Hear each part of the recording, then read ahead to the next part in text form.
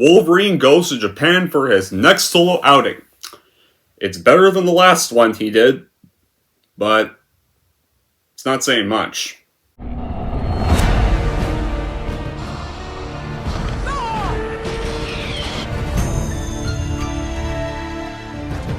were up, and they did. We're smart, and my...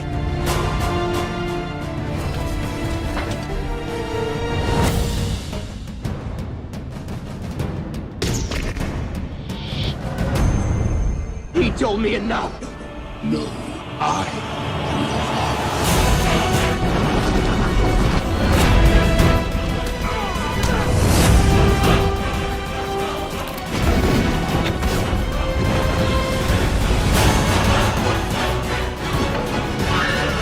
Here's Chuck.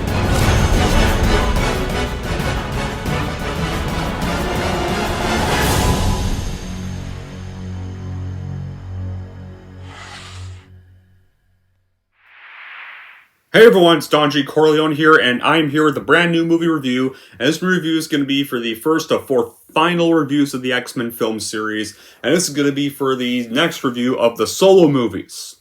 And this is for another one starring Wolverine, and that is of course going to be for none other than 2013's The Wolverine. Just called The Wolverine, no X-Men in the title, just The Wolverine this time.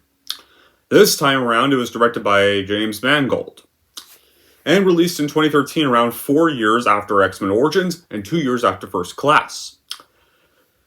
And yeah, so what's the plot to me? Well, this is set in modern-day Japan this time, and not the original area you're familiar with. Wolverine is out of his depth in an unknown world, and he's facing his ultimate nemesis in a life-or-death battle that will leave him forever changed. And he's vulnerable for the first time pushed to his physical and emotional limits, and he confronts not only lethal samurai steel, but also his inner struggle against his own near immortality, and emerging more powerful than we've ever seen him before. So, around this, how was this made? Well, the film's development began in 2009 after the release of X-Men Origins, and Christopher McQuarrie was hired to write a screenplay for The Wolverine in August 2009. Then in October 2010, Darren Aronofsky was going to direct the movie, but the project got delayed because Darren Aronofsky departed, and the earthquake and tsunami happened in March 2011. Then in June 2011, they brought James Mangold on board to replace Darren Aronofsky. Baumbach then got hired to rewrite the screenplay in September 2011, and the supporting cast were all confirmed in July 2012, and filming began in around New South Wales and then moved to Tokyo in August 2012, and then went back to New South Wales in October 2012. And of course, because 3D was a popular gimmick around this time, it was converted to 3D in post-production. So, after the movie was shot and completely marketed, The Wolverine would go on to be released by 20th Century Fox in various international markets on July 24, 2013, and would be released in the United States on July 26, 2013, 2 days later. And how were the reactions? Well, the reactions were positive. They were better than The Last Stand, they were better than the X-Men Origins, but they were lower than 1, 2, and First Class at the time. The critics liked the action sequences and the production design, and once again Jackman's performance and thematic profundity, but they had some criticisms with the climax. And it earned better at the box office than X-Men Origins and more than X-Men First Class, and earned $414 million worldwide, and is the 5th highest grossing film in the series. And I do know that an unrated cut was released when the movie hit Blu-ray, and actually featured blood and violence and extended action scenes and additional footage during moments of character interaction, but this review, guys, is not going to be for the unrated version. This is going to be for the theatrical cut, because I don't own the unrated version. The unrated version is nowhere to be found. So this is for the theatrical cut. So, as for my reaction to the version of this movie, well, I will say this. It is, first upon watching this, it's better than X-Men Origins for sure, but since this is a review for the theatrical cut, it's still weak in many areas. This did feel more like a proper solo Wolverine movie that we deserved to have after the last attempt failed because it kept trying to throw in a bunch of X-Men characters. And this time it was actually about Wolverine. Now, as much as I fucking hate James Mangold now for what he did to Indiana Jones last year, and now he disrespected John Williams and Harrison Ford on Twitter, and bitched on Twitter when he was promoting the shitty fifth Dial of Destiny film. The thing is, guys, I'm a fan of Indiana Jones, was a big fan of it around 9 years old to now, and that whole fifth movie technically was shitting on my 9-year-old self. So, I will say that before all that, like, before that movie came out, though, I did have respect for the guy, because there were films he did. I liked Walk the Line, I liked Ford v Ferrari, I like Logan, the one he did after this. But this one, like, he's hit or miss.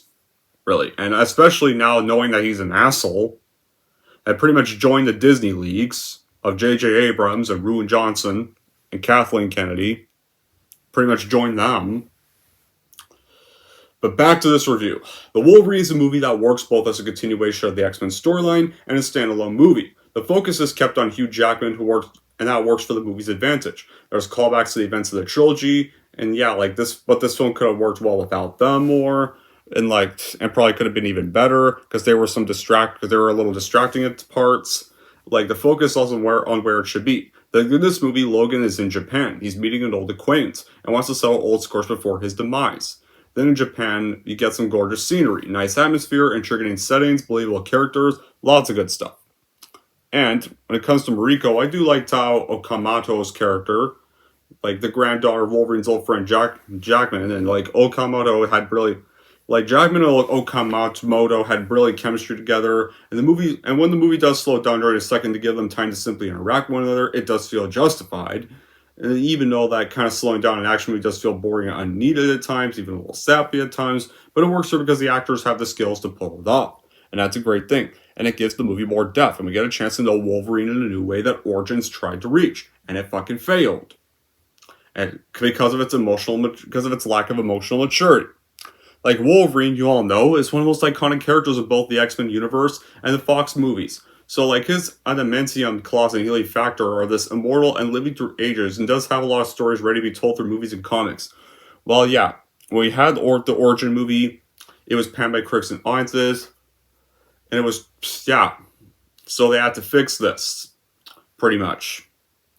Because it trashed the character for the sake of being an action-heavy summer blockbuster, though, like, it had a weak script, it had blatant characters, a stupid take on the Merc with the Mouth, underwhelmed the audiences, but the Wolverine salvages some of its lost prestige and it puts a lot of focus on the core character like a Wolverine movie should. Like, this is based on Frank Miller's take of the superhero, and like, so anyone that's familiar with that will be familiar with the names. Mariko, Shingen, Yukio. It's like a whiff of fresh air. Like, the Wolverine, like, is sort of a reboot as well for the series. It's a stepping stone for at the time, was a new franchise that could tell a parallel story to the X-Men movies. It has its roots attached to the previous flicks, though. So it's dropped to the midst of Wolverine's story. Like, there's no origin here, there's no previously. We're just dropped to a narrative that plows forward with the thick of Japan. And the Wolverine is compared to treatment of superheroes that we're getting at the time of this movie. He was stripped of his healing factors, and he's left like souls the entire movie, and it does bring out some tension. Like, when he has the healing power, you knew he wouldn't die, even if, like, yeah. And the film asks, like, key question of Logan, and it shows a side of him to not often seen, and that's vulnerability. It's immortality what Logan would truly desire, or on his way to self-discovery, he finds what he's been beginning to see as, like, his greatest weakness, and it's in fact his biggest strength. So, how do we start Wolverine's newest attempt at a solo movie in Japan? Well, we first start off in August 1945, where he's held in a Japanese POW camp near Nagasaki. And during the city's atomic bombing, Logan saves an officer named Ichiro by shielding him from the blast. Then we cut to the present day, and Logan's living as a hermit in the Yukon. He's tormented by hallucinations of Jean Grey, because he was forced to kill her in X-Men The Last Stand. And he's located by Yukio, who's a mutant with the ability to foresee people's deaths, on behalf of Ichiro, who's now the CEO of technologies around Ikubo, who's dying of cancer and wants Logan to accompany Yukio so that he may repay his life debt. Then in Tokyo, Logan meets Ichiro's son named Shingen and granddaughter Mariko. There, Ichiro offers to transfer Logan's healing abilities into his own body and save Ichiro's life, elevating Logan of his near immortality, which Logan views as a curse. and believes he is acting at his friend's best request, and Logan refuses and prepares to leave the following day. Then the night, a Charles physician, Dr. Green, poisons Logan while he's sleeping, and Logan dismisses that as a dream. So, like, from here, it's great to see Logan out of his usual environment. It's a fresh location for superhero films in general from the usual US base, for the most part, like with the action scenes. That stuff could have been anywhere, and the Japanese location felt underutilized in setting this film apart from others in its genre. The action scenes are good, they do raise continuity questions, and the last third of the film is certainly filled with action, twists, and turns. Like, James Mangold managed to, James Mangold at the time did succeed with that, and Origins failed at that.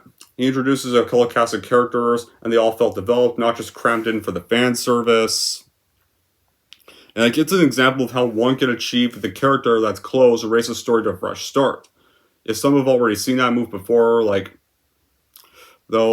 for anyone like the Wolverine since its obsession, like, it knows its saga in Japan and what animates to see it, and view like the Samurai Silver are the characters of the Wolverine comics for those who have read them and are familiar with them. In the Japanese setting, like, most of the X-Men movies are set in the US. This one is set in Japan, so it adds a freshness to affairs. And it's, even though that's often lacking in comic movies, like, it utilizes the setting brilliantly. It incorporates iconic Japanese elements like Yakuza, bullet trains, samurai, ninjas. The film does move at a decently steady pace. Like, it takes its time to tell a story. It focuses more on the characters, the individual action sequences. There's plenty of action too, though. Its standout sequences, they involve Logan fighting a bunch of Yakuza thugs on a bullet train. And the set piece is silly, but it's quite fun and inventive. And everything that's good about the Wolverine can be traced back to one source. And that is, of course, like, predictably, Hugh Jackman's performance as a character. Like, he embodies the Wolverine character. He conveys a man that's tortured by his past, tormented by his very existence. And a role that really needs to be aced, and Jackman always does that in all of his appearances. And the film progresses towards its conclusion. This performance becomes ever more impressive. By the end of the film, it's impossible to just see anyone else playing the role. And I'm glad, like, they've never recasted the character, because I don't think anyone else can play off this character well. In addition to Hugh Jackman, the film has some magnificently crafted action sequences that keep the entertainment level high. Like, there's one scene in particular where you're on top of a speeding bullet train, and it's a very real thrill, the scene from start to finish. It's definitely one of the best moments of the film. And the look of the movie when he's in Japan, it really captures the essence and authentic feel of the country. It's not just something to be manufactured by the studio. And the location gives it somewhat darker tone, more serious looks, and that makes it more interesting to watch the action set pieces. After Logan is poisoned and thinks it's a dream, Yukio the next morning then informs that Ichiro died. Then they're at the funeral where Yukasa attempts to kidnap Mariko, but Logan and Mariko escape together in the urban sprawl of Tokyo. However, Logan gets shot, and his wounds don't heal as quickly as they should. And then he fights off more Yakuza on a bullet train. Logan and Mariko then go to a love hotel. Then Chiro's bodyguard Harada meets with Dr. Green, and after they demonstrate her mutant powers on him, sends him to go find Logan and Mariko. So Logan and Mariko travel to Chiro's house in Nagasaki, and the two fall in love. But then, of course, Yukio has a vision of Logan dying and goes to warn him. But before Yukio arrives, Mariko is captured by the Yakuza, and after interrogating one of the kidnappers, like Logan and Yukio confront Mariko's fiance, that's the corrupt Minister of Justice named Nora Mori, and Mori confesses that he conspired with Shingen to have the Yakuza kidnap Mariko before Ichiro left to control the company to Mariko and not Shingen. So, and also you can kind of guess in a way that this movie, in scene alone where Yukio's trying to tell Logan of her vision of his death, it predicts the events of Logan in a way. A movie that would come out 4 years after this. Because during the part when Yukio's trying to tell Logan the vision of how he dies, Yukio mentions that she saw a vision of him dying, there was blood everywhere, his heart was in his hand, and now after watching Logan, you can tell that heart was X-23 by his side. And that turned out to be very nice foreshadowing. The plot works very well to make us feel for Wolverine and his loss. He goes from burnout soldier to fallen warrior during the story. Then after Mariko is captured, she's brought before Shingen at Chiro's estate, and ninjas led by Harada attack and whisk her away. And Logan and Yukio then arrive and use Chiro's X-ray machine and discover this robotic parasite that's attached to Logan's head and suppresses his healing ability. So then Logan pretty much cuts himself open and extracts the device. Then during the operation, Shingen arrives, attacks, but Yukio holds him off long enough for Logan to finally recover with his healing ability and kill him. Then Logan follows Mariko's trail to the village of Ichiro's birth, and Harada's ninjas capture him, and then Logan is placed in a machine by Dr. Green, who then reveals her plans to extract his healing factor and introduce him to the Silver Samurai, who are basically just electromechanical suits of Japanese armor that emerge like katanas made of adamantium. And Mariko escapes from Harada and believes he's acting in Mariko's interests and manages to free Logan from the machine, just in the nick of time. Then Harada sees the errors of his ways, but before he can fully redeem himself, he's killed by a Silver Samurai while helping Logan escape. So yeah, and there's times when it's not just an action movie. The film also is at times a heavy drama with occasional bursts of exciting action. And some fans looking forward to non-stop splash fights, like, if you're looking for that, like, for fans who are probably looking for that, they'd probably be that would probably be a big disappointment there if you have not seen this movie yet.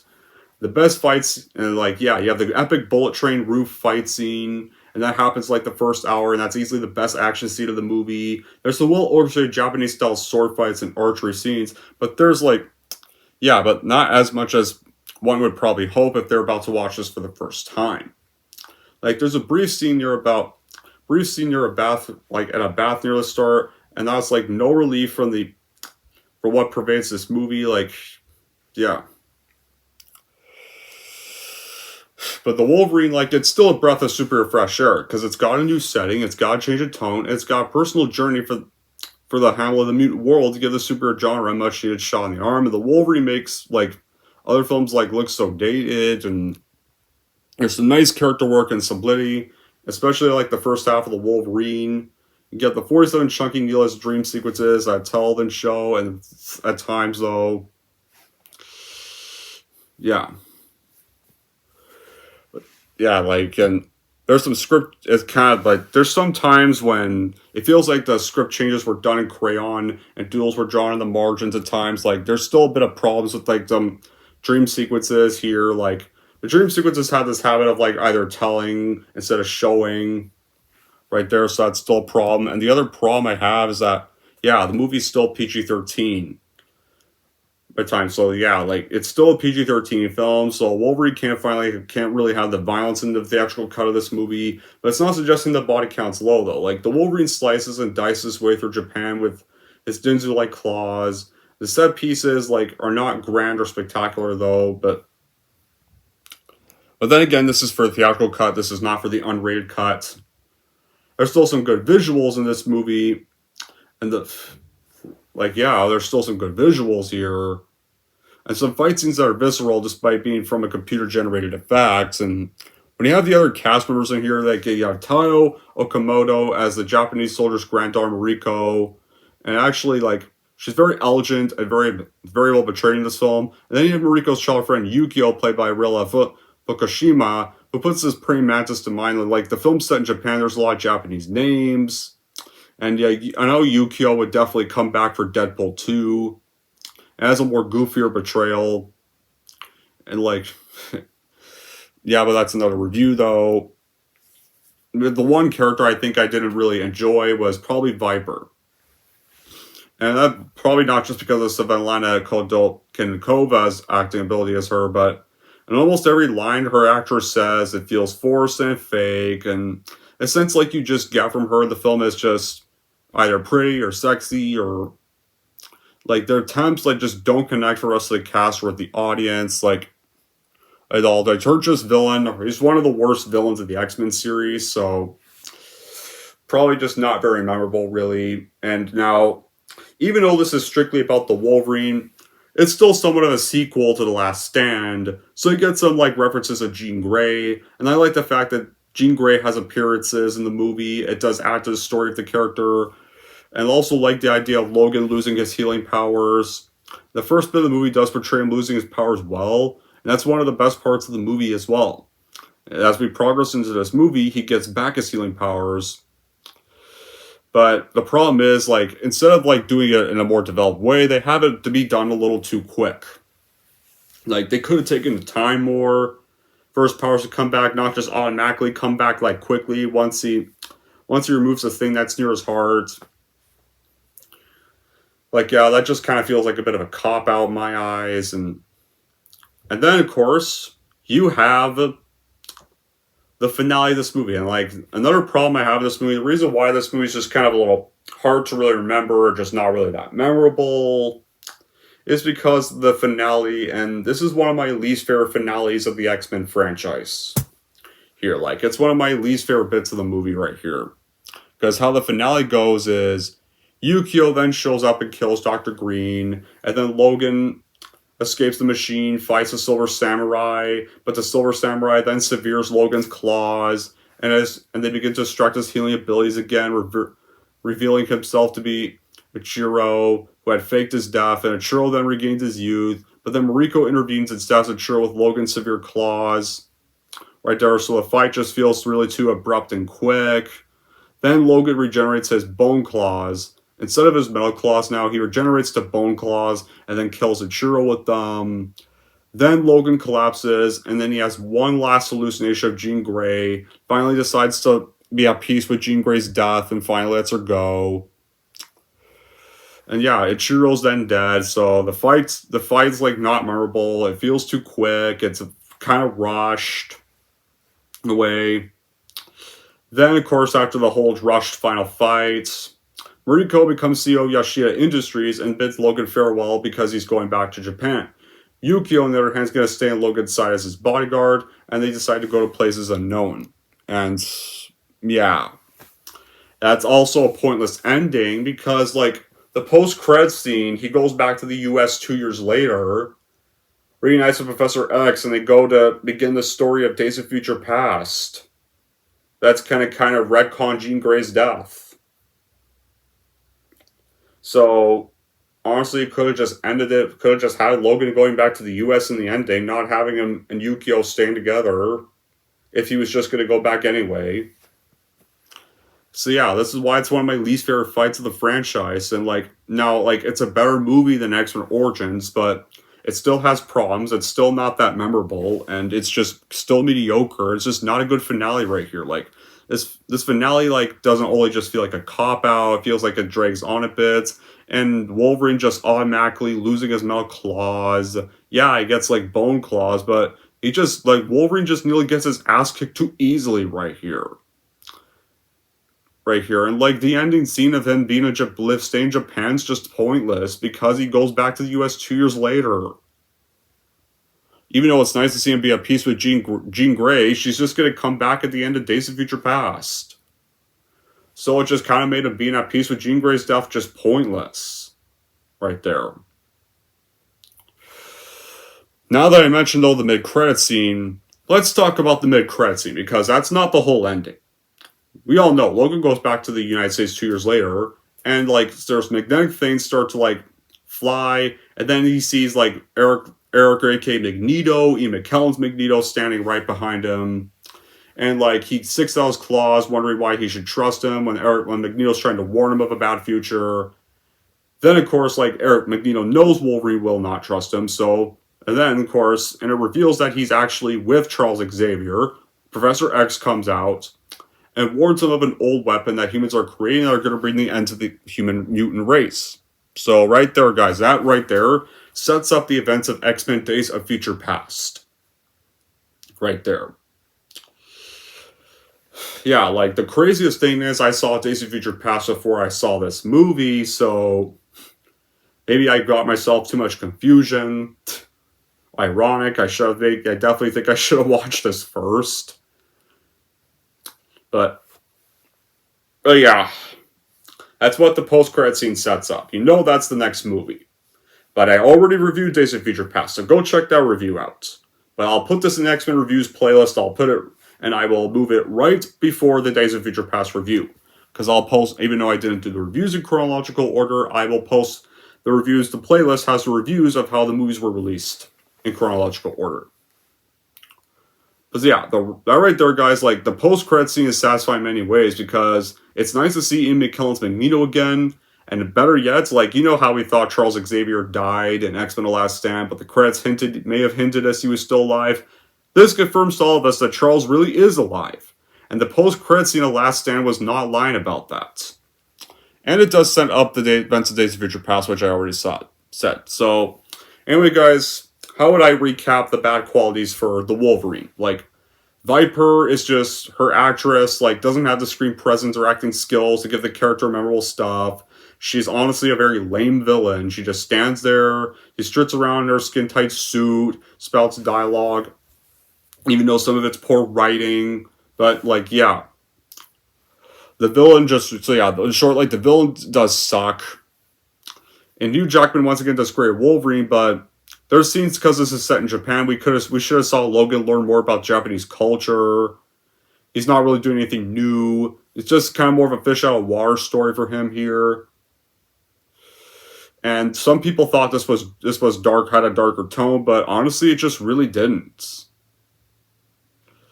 The bullet train scene was epic, but even I have some problems with the bullet train scene because it was a little too short. But the bullet train scene was easily the best fight of the film. There's some good action scenes, but they don't come close to 1 and 2. And like, so some people would probably not like that it's more of a heavy drama with bursts of actions. Like, if you have not seen this before, this is your first time seeing this, and you're expecting nonstop flash fights, you'd be disappointed here. Like, you do get the bullet train fight, but that's in like the first hour, and that's kind of about it for epic action sequences. You do get some Japanese-style sword fight and archery scenes, and you also have the idea of Jean coming to Logan in a dream that could, like, those bits, like, I like that there's Jean Grey making appearances in here, but they could have been executed better, and didn't make her character seem all so two-dimensional. Like, she's not just Phoenix or a victim of Wolverine's claws he had to kill. Like, she was a human being that really did care. Especially with her humanity and dreams that would have allowed some depth from Hugh Jackman's character, instead of, like, just being angry or haunted at the time. Like, yeah. This movie, like, really, it was just too easy to see through this movie. Like, when Yukio says she didn't see Yashida's death, the conclusions can be easily drawn there. There's nothing else shown. Like, there's no greater acting to sustain the moment with all sentiments, and, like, but... However, guys, with that being said, though, is The Wolverine a terrible movie? No, it's not terrible. I'm not reviewing the unrated cut, guys. So for those of you saying, we like this film because of the unrated cut, I'm not reviewing the unrated cut. I'm doing the theatrical version. Tell me how the unrated cut is in the comments below. Because I would watch the unrated cut, but it's nowhere to be found. So I can't say anything about the unrated cut. All I know is that it's better than the theatrical version. So the theatrical version, it's still a weak film that's just really there to be a better solo Wolverine movie after how bad Origins was. And that's about it. And also, it kind of just exists to kind of set up Days of Future Past in the next movie. So, my final verdict for the Wolverine would be that in the end, the Wolverine... I would stream this movie online for X-Men and Wolverine fans that want to see a better solo take on the character after the last failed attempt, and see Wolverine in a new location and comic movie actually go to a new location that's not just the US and go to Japan. Anyways, guys, that's it for my mixed review of the Wolverine. If we're going to rank the Wolverine, here's how I'm going to rank this movie. So overall, if you are eager to see the Wolverine go to a new location and see a better solo outing for the character after Origins failed to be that in every way possible, you'll definitely get that here, but I would honestly just stream this movie online because it still has too many problems with the climax and many other things, and if you're wondering how I'm going to rank the Wolverine, I'm going to give the Wolverine a 6.5 out of 10. Alright, there we go, guys. That wraps up my review for the Wolverine. And I want to know in the comments down below what you guys thought about the Wolverine. Whether you like the theatrical cut or whether you like the unrated cut. Like, let me know in the comments what you think the cut is better. And, like, what you guys think of the unrated cut if you've seen the unrated version. Like, I don't own the unrated version. I never saw the unrated version, so I can't really mention anything about the unrated version. But, that being said, though, guess what review, before we get on to Logan, is gonna be next. I think this one's gonna be very exciting. I can already tell this one's definitely gonna be more exciting this time around. Hey, I feel a little lightheaded. Oh no, it's the body. Definitely the missing body. Yeah. Let me be your therapist for a minute. Now, tell me, what did you dream about last night?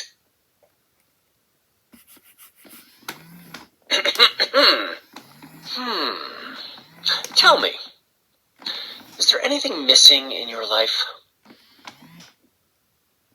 Yeah. That's unusual. And how do you think that shapes you as a person?